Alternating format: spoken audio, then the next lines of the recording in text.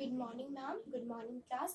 I, Pratishtha Nigam, is going to give my pharmacology presentation on the topic Uterine Stimulant and Uterine Relaxant. So first, I'm going to tell you about uterine stimulants.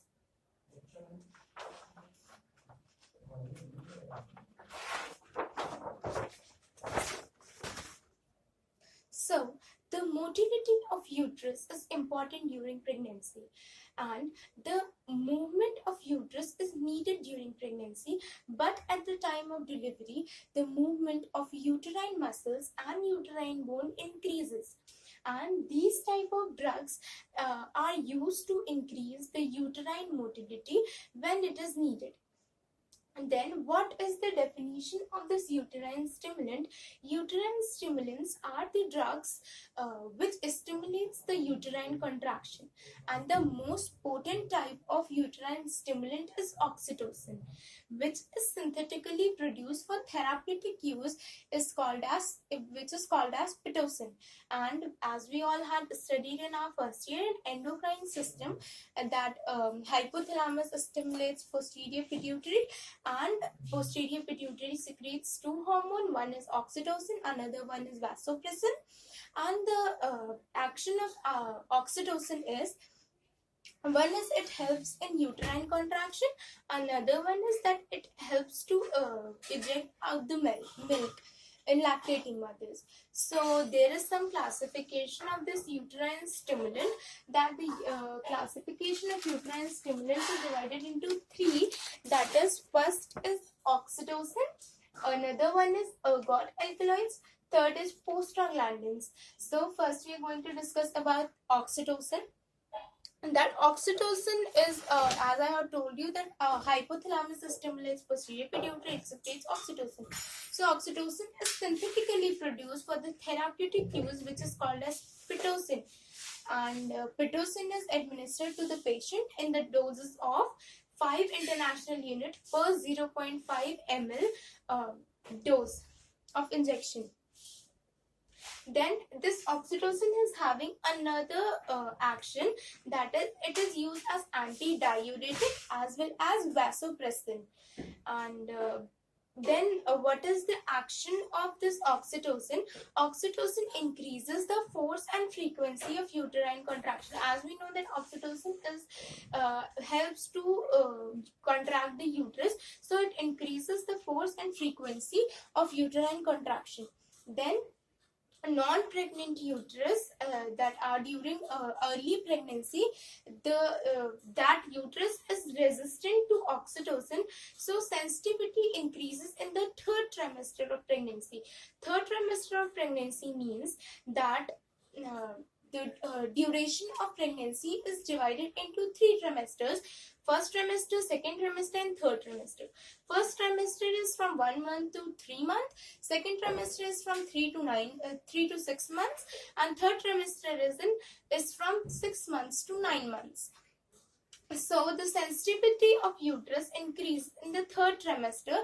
And then the another action of this oxytocin is it increases the contraction in the area of fundus and the body, upper part of body, and relaxes the lower part of body. Means this is body, from hair to hair, this is body, and this part is called fundus, and this is cervix. So it contracts the fundus, body, and the lower part of fundus relaxes. Means the position of baby is, the legs of the baby is on fundus, head of the baby is on the down part of the body. So this oxytocin, this is the uterus, this is the diagram of the uterus. This is fundus, this is body, and this is cervix, or this is the near part of the cervix of the body. So this part contracts and this part relaxes, so it makes the passage to come out the baby easily. Then pharmacokinetics. Pharmacokinetics of a drug means that the ingestion ingestion, metabolism, absorption, and excretion of a drug. So these oxytocin, these type of drugs are we are not administering these type of drugs to the patient orally, because it is inactive orally, and we need to administer these type of medications by IM route or IV route.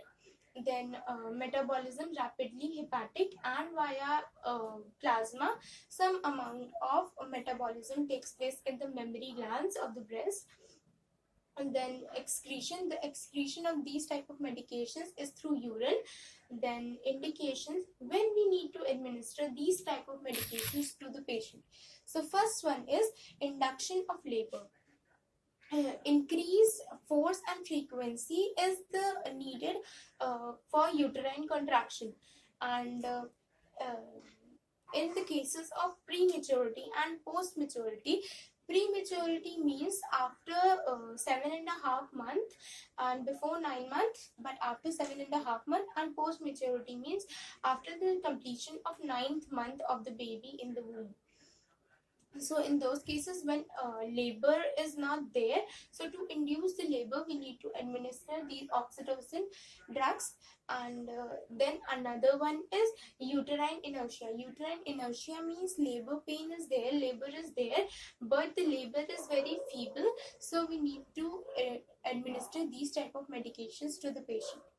Then postpartum hemorrhage or cesarean section.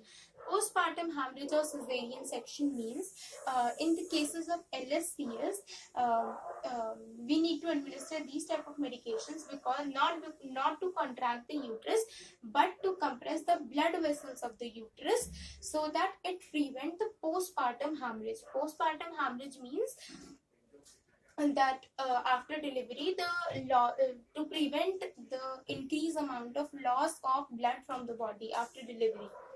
Then breast engorgement. As we know that oxytocin is having two action. One is that uterine contraction, another one is to eject the milk.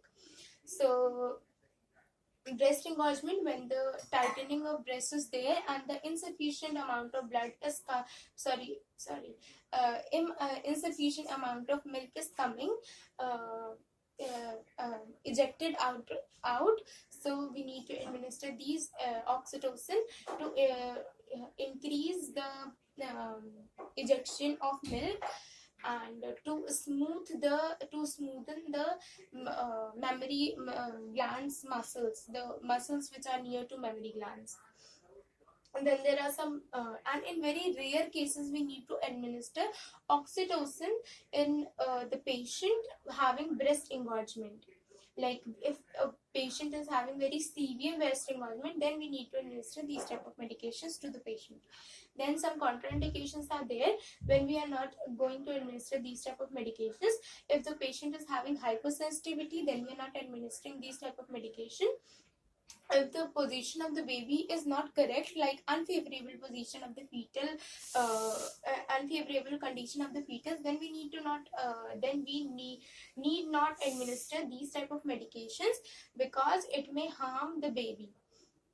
And then fetal distress and hyperactive uterus. If the patient is having hyperactive uterus, then we are not administering these type of medications.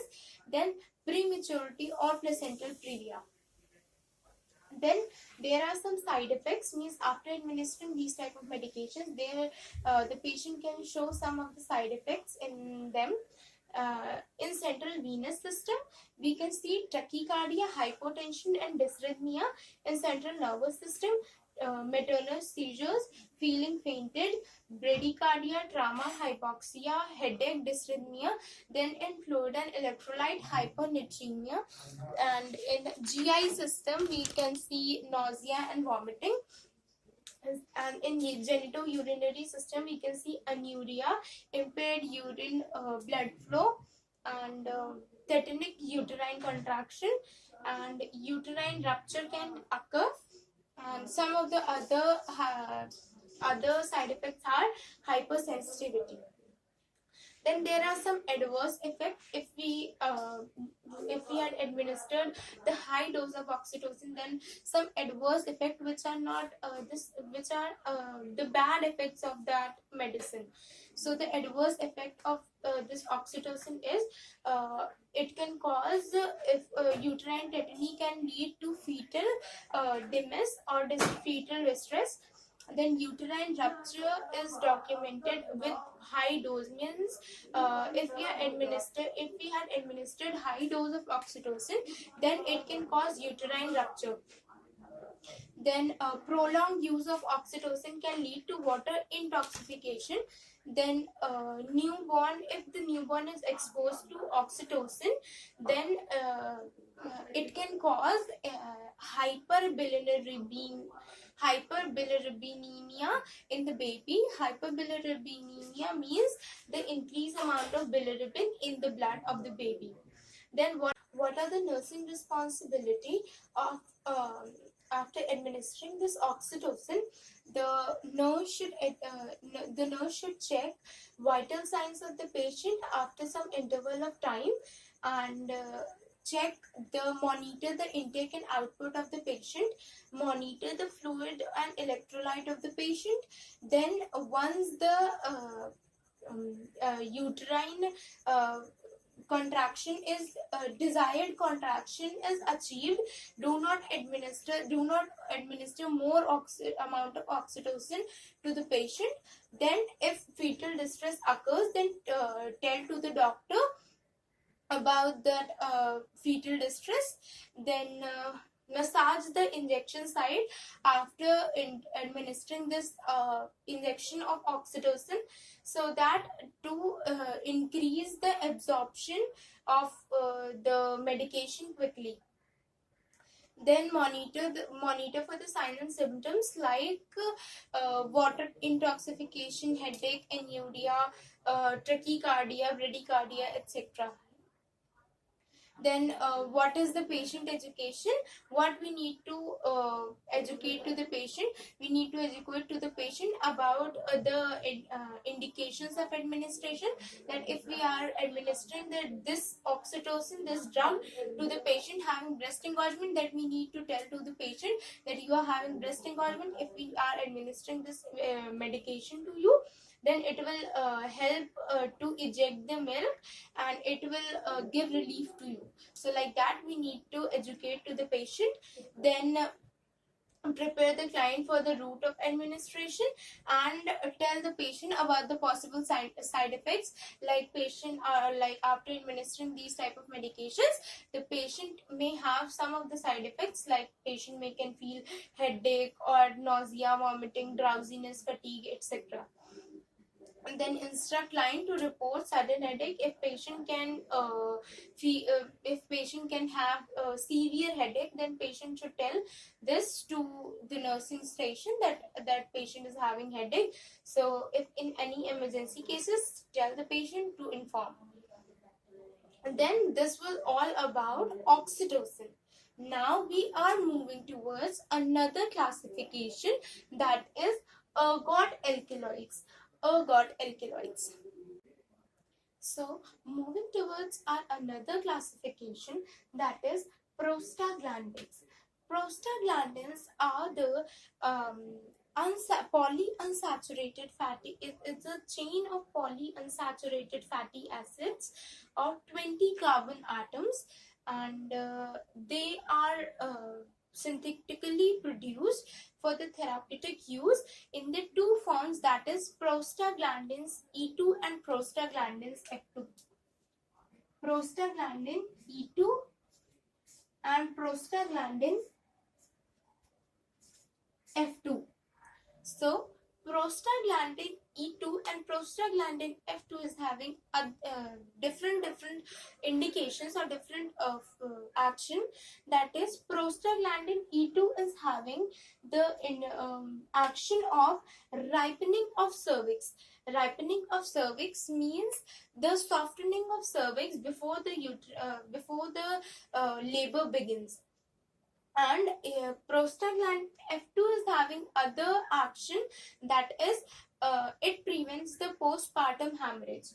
So prostaglandin F2 is having other action, that is it prevents the postpartum hemorrhage. So the lower dosage of this prostaglandins softens the cervix before the labor begins, and then it increases the amplitude of uterine contractions. And what are the some of the indications of this prostaglandins? That is abortion, uterine contraction are provoked, and the conceptus is expelled within next few hours. That is, in the cases of abortion, the conceptus means the dead baby which is within, which is inside the mother, which is in the womb. So it need to be expelled out of the body within few hours. Why? Because it can cause the life threatening condition for the mother as well. And another is induction of labor. So to induce the labor, these medications are given. And the third is cervical ripening. Cervical ripening, that I told you, that is the softening of cervix before the labor begins. Then PPH. PPH means postpartum hemorrhage, as prostaglandin F2 function or action is to prevent the postpartum hemorrhage. Then there are some contraindications. Contraindications are, we are not giving these prostaglandin to the patient who is having history of asthma, or patient who is having history of any respiratory disease, especially the disease asthma. Then the patient who is having hypertension, we are not administering prostaglandin. Then patient who is having acute pelvic inflammatory disease, or who had undergone with any pelvic surgery. Then some clinical uses, as this prostaglandin is given synthetically. So there are some clinical uses, that prostaglandin are used to treat some ocular diseases related to eye, that is glaucoma. Glaucoma is ocular disease, and prostaglandins are given to the patient to treat glaucoma and some of the other ocular diseases as well. And this prostaglandin is given to the patient to treat peptic ulcer. Prostaglandin is given to the patient to treat peptic ulcer and to induce the childbirth and the abortion, to expel out the conceptus, means that baby inside the womb. And then to prevent the closure of patent ductus arterius newborns, means to prevent the arteries of newborns. And cyanotic herd defect, means to prevent some of the defects in the baby, that's it. Then as this medication is also given to the as it this is used as a beauty product as well, because it increases the hair growth. So for the growth of eyelashes and eyebrows, these medications are given. These are used as a beauty product as well. So what are the side effects? There are some of the side effects of every medication. Every type of medication is having some of the side effects, as this is also having some of the side effects, that is diarrhea, nausea, vomiting, uterine cramping, tension, headache, flushing, cardiac dysrhythmia, fever and malaise, and chest pain as well. Then there are some adverse effects of this medication, that is hypertension, uterine tetany, uterine rupture. Then there is some nursing responsibility. Prenatal means before the delivery, and postpartum means after the delivery. So prenatal nursing responsibility is after the administration of this medication, prostaglandin. A nurse should administer that patient for at least 20 to 30 minutes, and during that period, means during that in that 20 to 30 minutes time, the nurse should see for the fetal movement as well. Then what is the postpartum nursing responsibility? Monitor lochia. Lochia is the normal discharge which is coming out of the vagina after delivery, and monitor the BP of the patient because its side effect is hypertension as well. So monitor BP of the client, and tell the client or the bystander that patient may can have diarrhea because after this administration of prostaglandin sometimes patients are developing diarrhea as well. So the what is the patient education? And patient education is before the delivery. We should educate the patient about why we are administering this medication, or why we are giving this medication to you, and what its action, what is the action of this medication, we need to tell to the patient. So and we have to give the psychological support as well to the patient. And after the delivery we have to tell to the patient about the possible silent symptoms or side effects which a patient can develop, like nausea, vomiting, diarrhea, etc. So, what is prostaglandin? It is a 20 carbon atom polyunsaturated derivative, and these are synthetically produced in two forms, E2 and F2. E2 and E2 is having other action, F2 is having other action. E2 is for giving for ripening of cervix, and F2 is giving for to prevent the postpartum hemorrhage. Then there are some signs, then there are some indications, contraindications. Then what is the clinical uses? That it is also used as beauty product, and in the treatment of glaucoma, and to prevent the to treat the pelvic ulcer, peptic ulcers.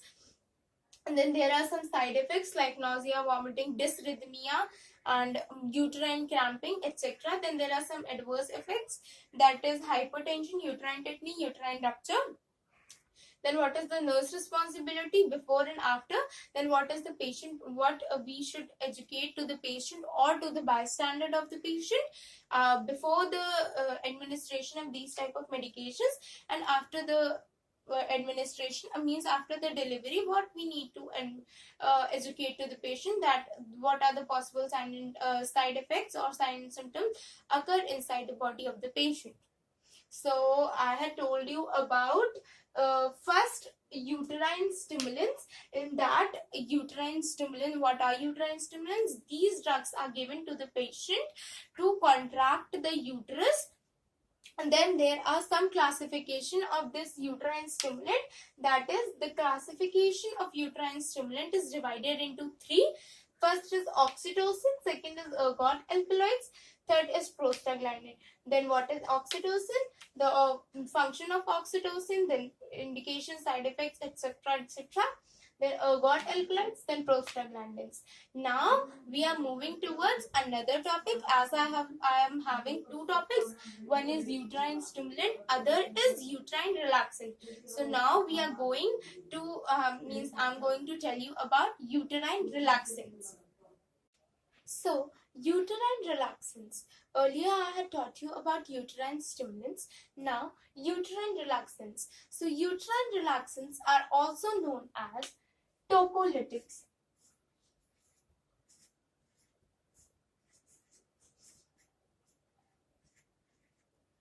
So, uterine relaxants are also known as tocolytics. As the name, from the name, uterine relaxants means these are the drugs which are used to relax the uterus. Earlier I had taught you that uterine stimulants are the drugs which are used to contract the uterus, but uterine relaxants are the drugs which are whose action is just opposite of the uterine stimulants. Means these type of drugs are used to suppress the uterine contraction. So these type of drugs are used to decrease the uterine motility, and this uterine relaxant includes some types of drugs or some classification of drugs. So that is, first is indomethacin, which is non-steroidal anti-inflammatory drug. Then N means nifedipine. Nifedipine is calcium channel blocker. Then M is for magnesium sulfate. It's a drug. Then T is for terbutane. Terbutane is an adrenergic agonist. It's a beta adrenergic agonist. So this is the classification of this uterine relaxant. These are some of the drugs which are used to administer to the patient as a uterine relaxant drug. So there are some indications to whom we are administering these types of drugs. So the first indication is delay or postpone preterm labor. To those patients we are administering who are having delay or late labor pain, then we are administering this medications to the patient who are having arrested threatened abortion. Means there is a threatening that abortion may occur. So to those patients we are administering. Then in dysmenorrhea, means the absence of that menstrual bleeding. Then prevent uterine hyperstimulation. To those patients we are administering these type of drugs. Then what are the contraindications to which patient we are not administering these type of medications? That is known fetal anomaly incompatible with life. Then beta adrenergic complicated in presence of pulmonary edema. It can cause pulmonary means pulmonary edema. The patient who are having pulmonary edema, we are not administering the beta adrenergic medications like terbutane. Then severe hypotension and cardiac diseases. So the patient who are having severe hypertension or cardiac diseases, we are not administering these type of medications. Then if we are not giving this medication to the patient whose cervix is dilated more than 5 centimeters, we are not administering these type of medications to them.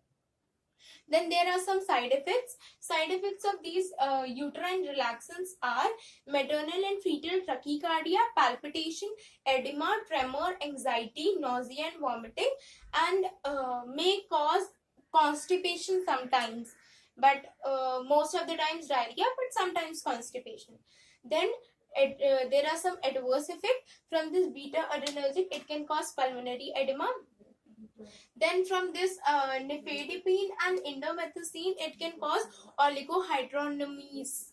Then indomethacin can cause premature closure of ductaneous leading to fetal death. Means sometimes because of the administration of these type of drugs, fetal death can also occur.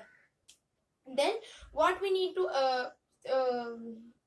educate to the patient, that is we need to tell about these medications, that because of this we are administering the medication to you, or what are the some of the side effects which can cause in the patient, or what are some of the adverse effects, and about the medication, about the route, about the dose, we need to tell to the patient. And then what is the nursing responsibility? What is the nursing responsibility after administration of uterine relaxants? We nurses need to administer or monitor, we need to monitor the vital signs after some interval of time. We need to monitor the intake and output of the patient. We need to see for any adverse effect of the drug, and we need to see the maternal and child health also. So today I had taught you about uterine relaxant. So till now I had taught you about uterine relaxant. It is also called tocolytics. Then there is some classification of drugs, that is indomethacin, nifedipine, magnesium sulfate, terbutane. Then what are some of the indications, contraindications, then side effects, adverse effects, patient education and nurse's responsibility. So today I had taught you about two topics. First was uterine stimulants, then another one was uterine relaxants. So what are uterine stimulants? Uterine stimulants are the drugs which are given to the patient to contract the uterus. Then what are uterine relaxants? Uterine relaxant are those drugs which are having action just opposite of this uterine stimulants. Mean it suppresses the action of uterine stimulants, or it suppresses the uterine contraction. Then in uterine stimulant there was some classification. The classification was divided into three. First one was oxytocin, then word alkaloids, then third was prostaglandin. In oxytocin, I told you about that. Uh, it is given to the patient in its synthetic form, which is known as pitocin, and it is naturally produced in our body by the posterior pituitary by the stimulation of hypothalamus with another hormone, that is vasopressin. Then ergot alkaloids, the medication used in ergot alkaloids, ergometrin. Then this is given to the patient to contract the uterus, and this ergot alkaloids are given to the patient to prevent postpartum hemorrhage. Then prostaglandins are formed by they are the 20 carbon atom chain of uh, unsaturated derivatives.